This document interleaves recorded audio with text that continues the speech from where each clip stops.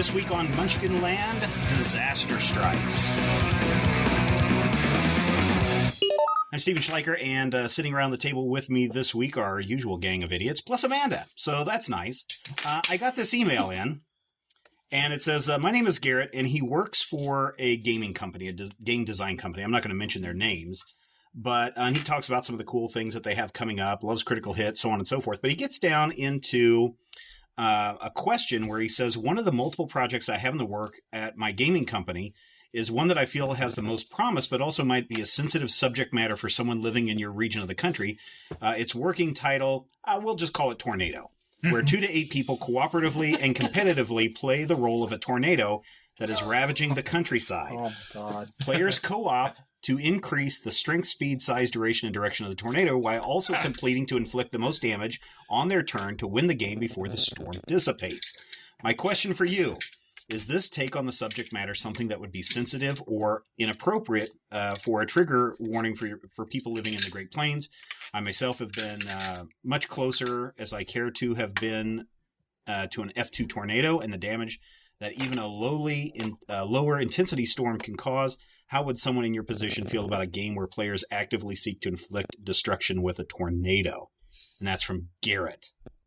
Well, so I thought I thought a lot about this over the last week because I was like, oh man, this would be a perfect question for us to discuss. And my initial thought is, well, there's King of New York where you're actively destroying buildings. Monster Apocalypse. And you're actively destroying military aircraft and whatnot. But then part of me is like, yeah, but a tornado is not a monster. It's not a sentient thing. It's a natural disaster, and any kind of natural disaster tends to be not a good thing. And so let's just say that the name of this game was called Earthquake, and your goal was to create the biggest, baddest earthquake that would cause the biggest destructions and the most deaths possible. Would you want to do a game called Earthquake? Is the San Andreas Fault something I can play along? I mean, maybe that's what you do. You compete to cause your fault to crack or something. I don't know. To me, I don't know. Brad, what's your initial thought? It doesn't bother me in the slightest. Doesn't bother you in the slightest? Okay. No, I would really like to play this game. It does sound really fun. I can definitely see some people may be sensitive to it and have issue with it, and I think that's fair enough. I don't say they're wrong for feeling that way, but it sounds like a neat concept. I just would probably have the score not mention deaths. That would be the main thing. As long as you're doing something like what King of Tokyo does and you're destroying buildings, just keep it. So trailer park count. Yeah, like a trailer park, but yes. Maybe how many property damage, that kind of stuff, lost. but not lives lost. I think if you start including lives lost, that's where it becomes a little bit more insensitive to people that have gone through tornadoes. I mean, Brian, you live in a trailer park, so I mean, is that something that would obviously it's not going to affect you or upset you if someone is doing that? No, I mean, I haven't been too personally affected by tornadoes either, so set the release date in the winter, so it's not during tornado season. Good call. So you don't accidentally release it after an F5 destroys another little Kansas City. Yeah, so you don't think it's going to be a problem? I don't think it's going to be a problem as long as the timing doesn't end up just absolutely terrible. I would only have a problem if my tornado did not have disadvantage against Helen Hunt. Oh. Yeah, I don't know. I mean, with games like Roadkill Rally, I don't find this nearly I mean, there's a lot of games where it's just, kill as many people as you can in the game, a board game, whatever.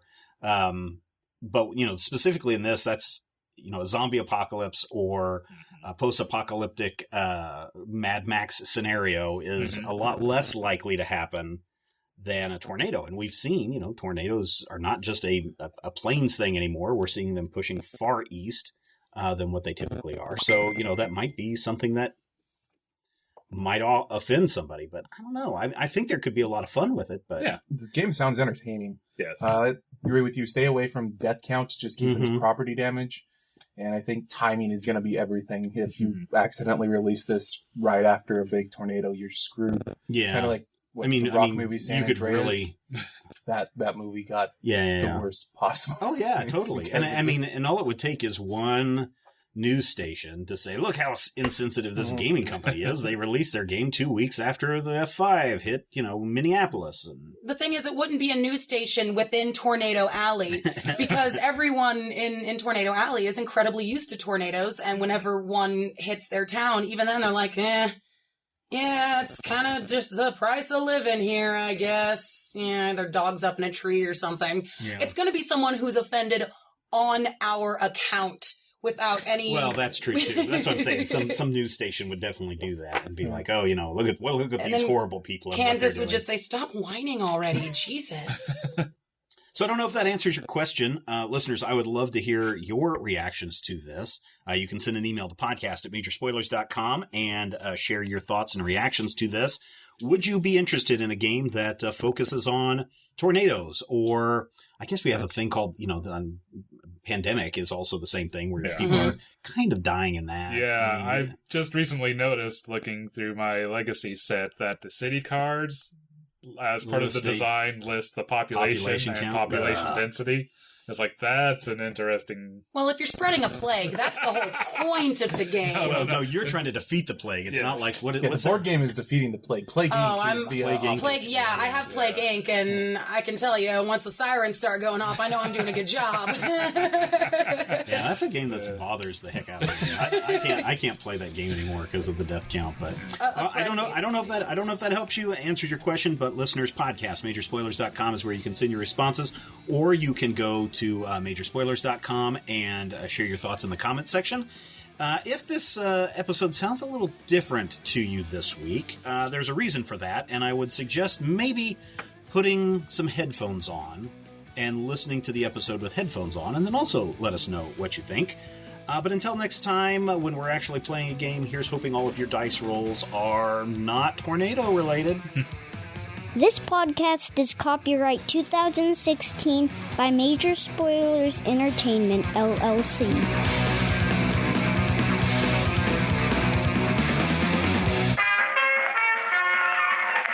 podcast is part of the Frog Pants Studios Network.